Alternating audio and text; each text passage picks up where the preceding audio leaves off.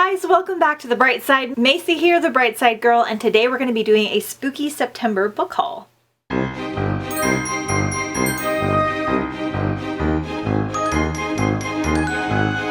So around July or close to August, I started saving anything that I consider to be spooky, fall, festive, witchy, all of that good stuff for this particular book haul so that I would have a lot, and I really didn't have that many a couple weeks ago. And then the last couple of weeks I have been book hunting a little bit more. My library bookstores are back open and I am back. I've gotten some great books for anywhere between like 50 cents to $3 a piece. So that's why I can do such a big haul, is because I'm getting majority of them for $1 to $2. And so when I'm getting like 30 books, it's only $30, which at Barnes & Noble would give you like 1.5 books.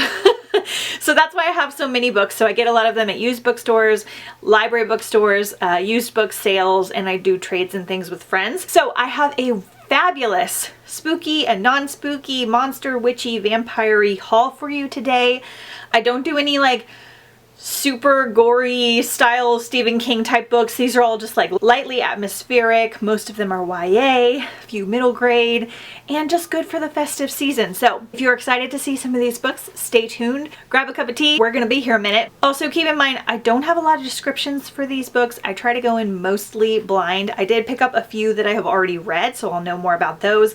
But for the most part, I just know that they're kind of good for the festive season. Okay, so first up, I got Paranorman. I think this has a book jacket, and normally I don't pick up books that don't have book jackets, but it was still really pretty. And this is Paranorman, a novel. So I don't know if this is based, okay, so it's based on the movie Paranorman. I was hoping it was the other way around, that the movie was based on the book, but I'm still interested. It's a middle grade book based on the movie Paranorman, which is really cute. If you haven't seen it already, I'll be watching that sometime soon. Then this is actually a trade that I got from my friend Jennifer, but I wanted to put it in here since it was festive for the haul. This is the Devouring by Christina Lynn Herman. I have heard nothing but good things about this book. I know it has something to do with a beast and like a magical woods. I don't know. I'm very, very excited about it. It is such a pretty book as well.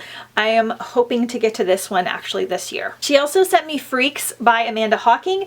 So this is about like a magical, mysterious circus, which I think circus reads are really great for the fall because they're like a little bit creepy, but they're not like overly scary. And I really like Amanda Hawking's writing style, and I believe that this is a standalone. So I am excited to check it out. It's been on my list for a while. At one of the library bookstores, I found an ARC of The Declaration of the Rights of Magicians by H.G. Perry. This came out last year, I believe.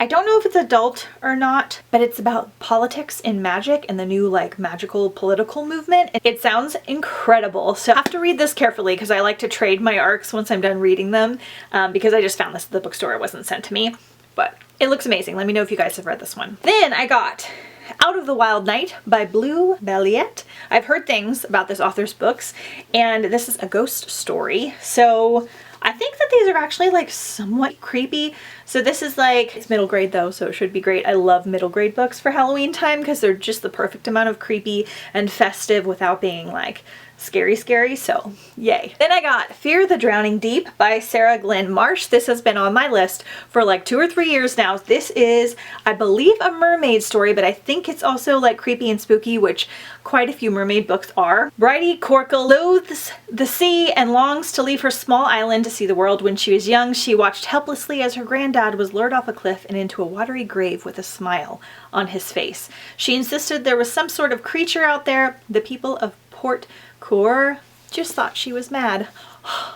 I need to read this one ASAP because it sounds incredible, and I love girls in like water on the cover, usually because it means it's mermaid. Really pumped. Then I got Fly by Night by Frances Harding. I don't think I've read anything by Frances yet. Her books look kind of extra scary, but this one's middle grade and says imagine a world in which all the books have been banned. So I don't know if this one, I think it has something to do with witches perchance. It has like a fall cover, so that's kind of why I put it in this category, but I don't really know. And I know that Frances writes a lot of like darker, mysterious type books, and I think this one's middle grade by the look of it, but it looks awesome. Then I got The Wizards of Once, Twice Magic. I think this is the second book in the series, or the third.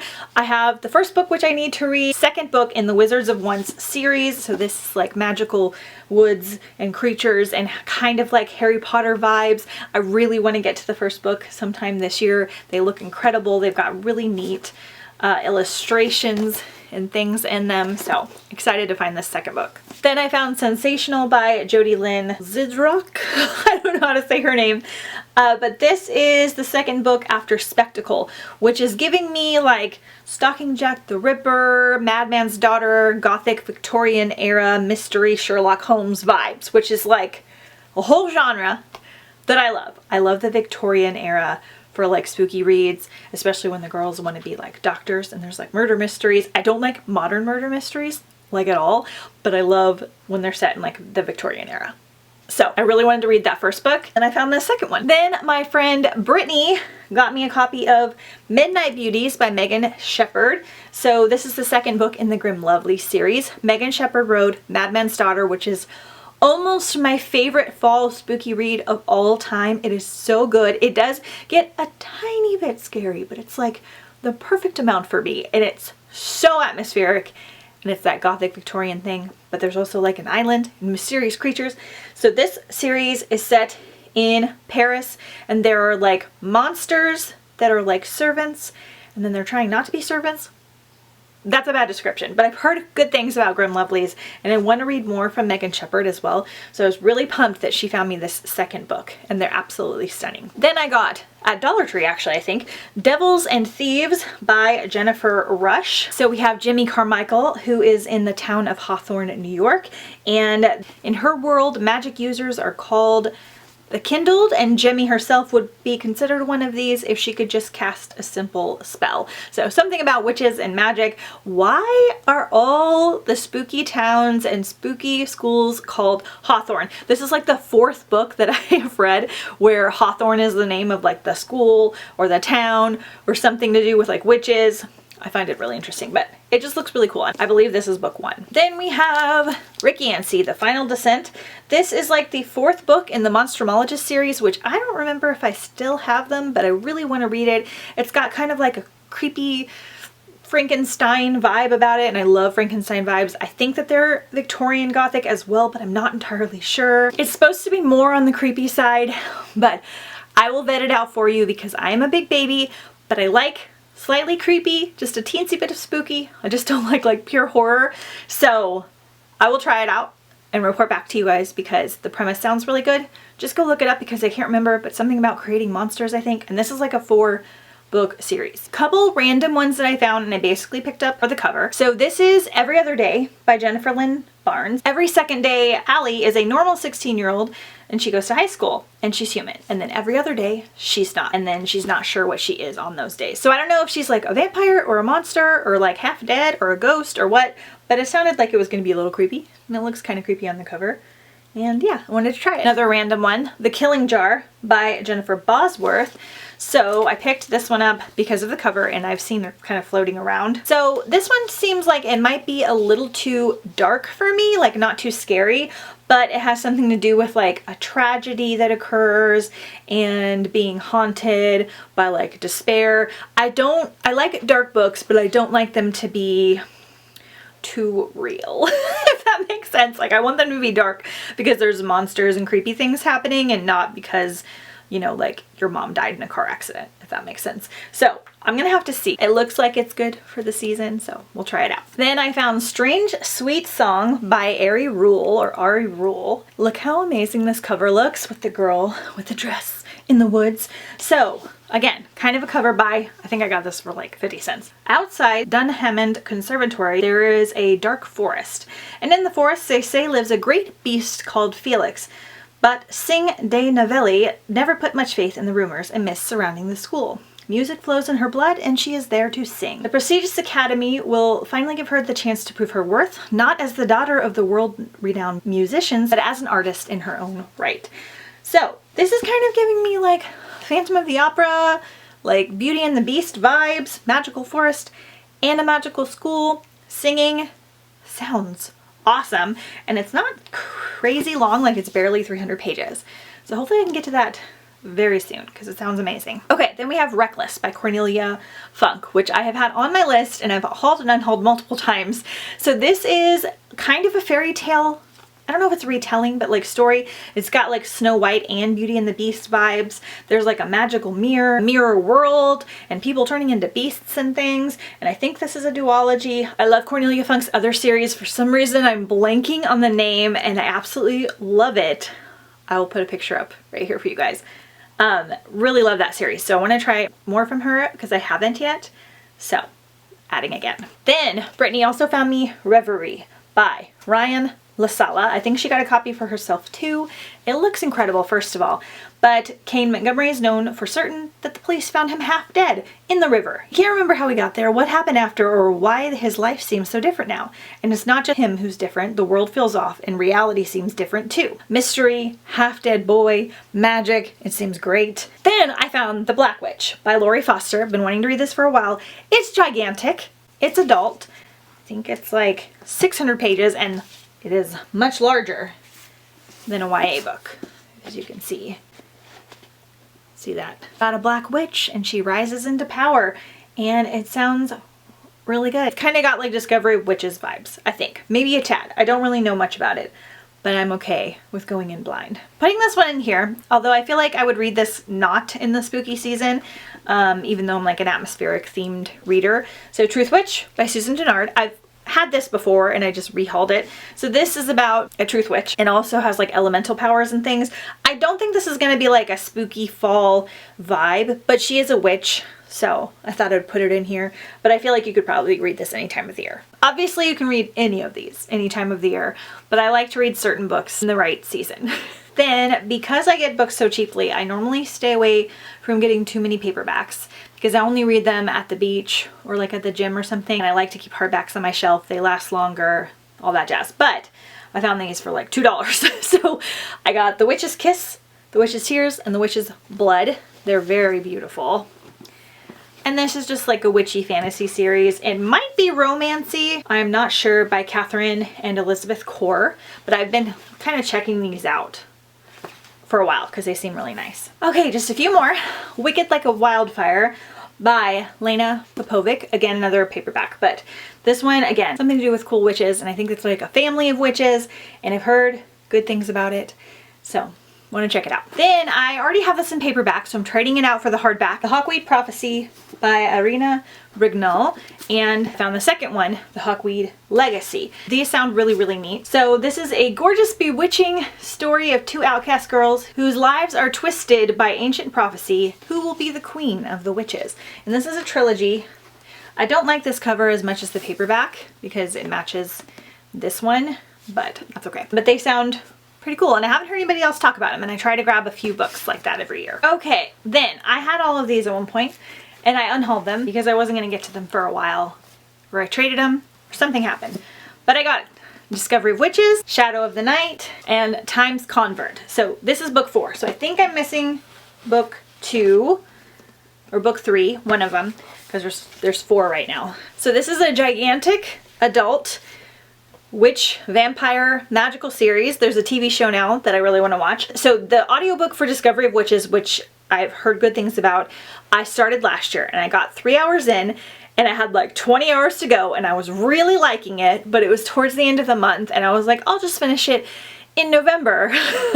And then I never did, or I had to return it or something like that. So I definitely want to do that this year. I want to read this year. It's like one of my top priorities because I was loving it and I want to watch the TV show. So I rehauled most of the series. Okay, now for a couple that I have read. So again, I unhauled these a while ago and then I just kept thinking about them and I was like, maybe I do like that more than I thought. So I got The Evolution of Mara Dyer and The Retribution of Mara Dyer, so I'm missing book 1 now. So this is a trilogy based on a girl that was in an accident, and it's kind of like a psychological thriller. You're trying to figure out like what happened to her and whether she's crazy or whether she's remembering things correctly and whether somebody betrayed her. And so you're kind of with her as she's like remembering things about the accident and mysterious things are happening. This one is definitely more on the scary side if you're easily scared. And it's more dark than I prefer because it's in modern times and it's got like a lot of tragedy and stuff in it. but the love story is really good. And I just keep thinking about these books. It might be because they're some of the first darker books that I have read, but I decided to give them another shot because I really like them. And I found the next set. Now, I've heard horrible things about these, but I wanted to check them out for myself. So I found The Becoming of Noah Shaw and The Reckoning of Noah Shaw. So this is based on a different character in the story, one that I really love, but I've heard horrible things about this. But I found them all. So they were all like $1.50 to $2 each. So I thought I would give them a shot and see for myself. Then I also got Cirque de Freak by Darren Shan, A Living Nightmare. I believe this is book 1, which I have already read. Yes, book 1. I've read books 1 and 2. I try to read 1 or 2 every year. This is a middle grade series about a young boy that goes to like a freak show carnival, discovers monsters and like vampires, and becomes a vampire's assistant. It has a movie with it. The books are so creepy, but not scary. They're dark. The audios are fantastic. So I'm glad to have these. I want the pretty covers because they have new covers, but I'll just collect what I can get for now and then maybe upgrade once I finish the series as like a reward to myself. I love it. I never read these as a kid, so I'm really enjoying them. Then I found Harry Potter and the Goblet of Fire in the UK edition. So excited. I think this is my 4th or 5th one of the UK edition, so I almost have a full set now. They're so pretty. I have a lightly Harry Potter themed guest room, and I have these on a shelf in there, and so now I have the 4th or 5th one, and I'm so excited about it because this is the only book that I have more than one edition of, and I want to try and keep it that way because I have so many TBR books. Of course, one of all of our all-time favorite book series, and yeah, I was just really excited. I thought that was a really cool find, and I got that at a used bookstore. Okay, and then lastly, Hearts and Other Body Parts by Ivabloom. You guys, this is one of my all-time favorite reads, one of my all-time favorite spooky reads, fall reads, festive reads, Halloween reads. I plan on rereading this year, maybe every year. It is so good. It was recommended to me by a subscriber. Thank you so much. I loved it. It's set in modern times. We've got 3 witches that are sisters. There's a talking magical cat. There is like a Frankenstein boy. There is a vampire boy. It is so good. It's funny. The cat's hilarious. Please do it on audio because Lauren Fortgang narrates it, and she is one of my favorite narrators, and she's so good at doing all the different voices for the cat and the witches and the monsters and the vampires, and oh, not scary at all. It's got heavy like Sabrina the Teenage Witch vibes about it. It's probably the closest that I've read to that, to the original series, not the new series. We won't even go there. Not a fan. But it's just really funny and fun and very festive and very Halloween. I'm so glad I found it. I did not find this at a used bookstore. I got this on Thrift Books. I only spent like $4, I think. But I have never seen this anywhere, so I went ahead and bought it for Halloween season because I wanted to recommend it to you guys. And it's one of my faves. So really happy that I have this now.